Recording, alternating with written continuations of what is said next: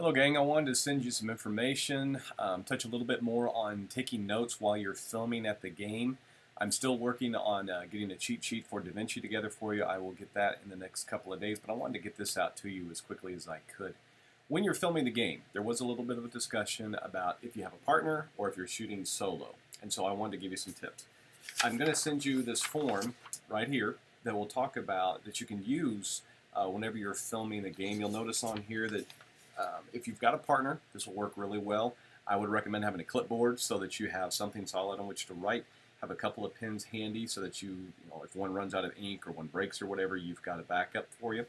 But it has the quarter and the time, you have the score, and you have a description of the play. You're not going to want to write this for every single play that you film. There's going to be some plays that as a standard 4-yard run or a tackle at the line of scrimmage. It's not a big play, a punt, a kickoff, unless it's a return for a touchdown or a punt that pins the other team back inside their 5-yard line that really has a lot of significance. Those types of things you don't need to make a note of. But if it's a big play and you think you might want to use this later on in your package, make note of it, okay? Better to have it and not need it than to need it and not have it. That's what I always say. Okay, so for example, it's the first quarter. There's 8:42 left on the clock. UCM's leading 7-0. UCM's number 27 runs 21 yards on 3rd and 8. That gives them a big first down. Another example, first quarter, 45 seconds left. Score becomes 14-0 UCM.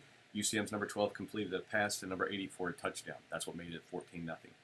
If you're filming this now, you want to film the play and then pan over to the scoreboard and get the scoreboard so you see the time on the clock, so you see what the score is, and then it's easier for you to match these things up. Okay? If, heaven forbid, you have to do this all by yourself, you don't have a partner to work with you, you can take your camera, you film your play, and then what you can do is, as that play's going on, and you decide, yep, I think I want to use that play, pan over and get the scoreboard, okay? And then turn your camera around and you can describe what happened on that play. So if I were doing the same sort of system and I didn't have somebody else taking notes for me, I might say then, UCM's number 27 ran 21 yards on 3rd and 8. And then go back to the action. Or, you all have one of these, or most of you have one of these, use the record mode in your phone and record notes and just talk to them there. That way, then after the game, you can go back and transcribe those notes. You match them up, and you've got your script. Okay?